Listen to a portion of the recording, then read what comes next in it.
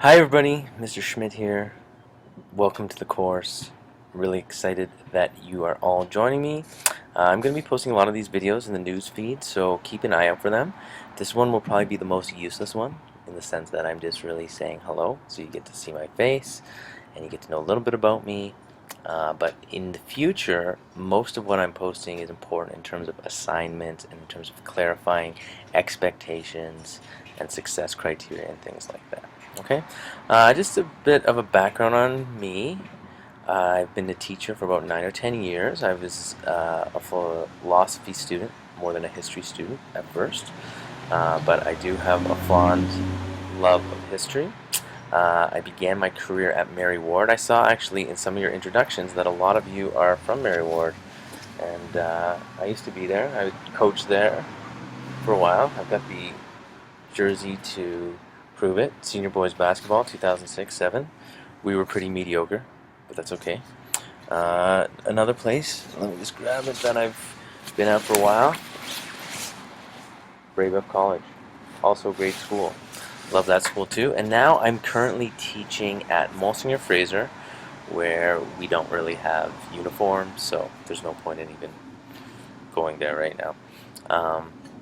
So I'm excited to be doing this online. I think that the 21st century possibilities of online learning are great, but that communication breaks down a little bit online, and you can be very distant. So I try to use all the tools at my disposal to make it a little bit more personal and to be personable with you, and I hope you feel free to do the same with me. Overall, just in case you have no idea what you're getting yourself into, as a history course, every Ontario student is mandated to take this one Canadian history course, which is great, and I think it's really worthwhile. Of course, the 20th century in general was a century dominated by two world wars, even though they both happened before mid-century. The World War II is over in 1945.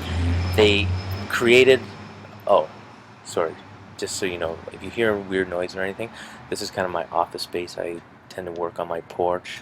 It's late at night. That's why I look a little creepy under the light and stuff. Don't worry, most of my videos will be daytime, and you can ignore the noise. But like I was saying, the 20th century was really dominated by these two world wars, and how they shaped an awful lot of what happened around the world. So I just posted here, if you take a look, two authors who you might be interested in if you want to read up on the world wars or the 20th century, not from a Canadian perspective, but from a broader perspective. A guy named Tony Yuet, now passed away, but used to be a professor at Harvard. Really amazing.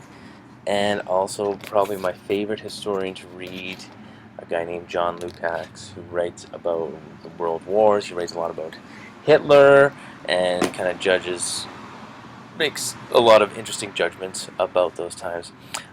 So, if history is going to be meaningful and if it's going to be interesting, it has to be more than just a series of dates and facts, which you memorize. And in this course in particular, because it's online, we're going to really stay away from that. So there won't be a lot of testing on just kind of like knowledge-based uh, facts and values. It'll be more of working on historical skills like interpretation. So I put here as the learning goals, I want you to develop some skills that historians use. We'll explore causation a little bit. We'll explore kind of critical thinking and trying to interpret the past. We'll explore the idea of empathizing and really trying to put our shoes and reconstruct what happened in the past, even though all of us, well, actually I was born in the 20th century, but most of you were born in the 21st century, and your reality today is significantly different than a lot of what we'll be looking at. And the goal of that, I guess, is if we do that and develop those skills a little bit, hopefully we'll develop a better understanding of Canadian identity, a broader perspective, kind of understand its complexity a little bit more. And, I think that for anybody who's a Canadian citizen, that is a noble goal and a relevant goal. And, of course, if history is going to be helpful, it should help us evaluate our own present by giving us kind of benchmarks from the past where we can make judgments.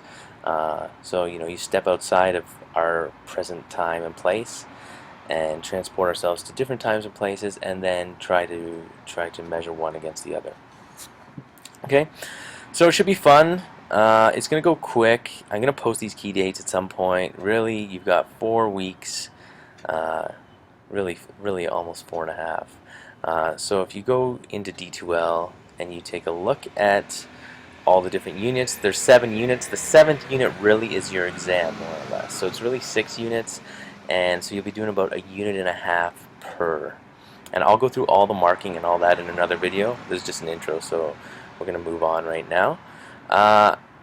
Really important point here. A lot of teachers will tell you that there are no bad questions in a classroom. Sometimes, I would argue maybe there are some silly questions that people ask, but online, really, it's absolutely true. You need to communicate with me, and if we're sending emails back and forth or little messages and you don't understand anything, you need to clarify it.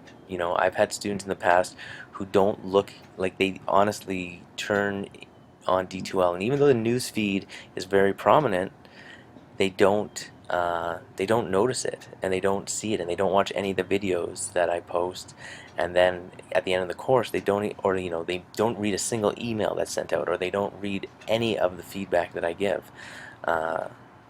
Those are things that we really need to avoid. We need to communicate as well as possible with one another, and I fully intend on doing so. So that's about it for now. I'll just go to D2L briefly. Oh yeah, that's my son Riel. It's kind of a gross picture of him, actually. Look at all that food in his mouth. It's kind of cool. There's me. There's my wife.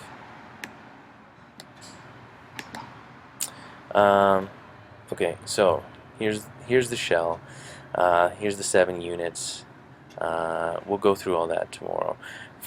But in this video, what I would like you to do is introduce yourself. You do not have to make a video. You can be short. 8 or 9 people already have done so. It's in the brief introduction section. And I give you some ideas of what you can tell me about yourself. And of course, again, I like teaching humans. So any information you give me about yourself is much appreciated, and I will do my best to get to know you, even though it's in a strange and mediated online way. Okay? I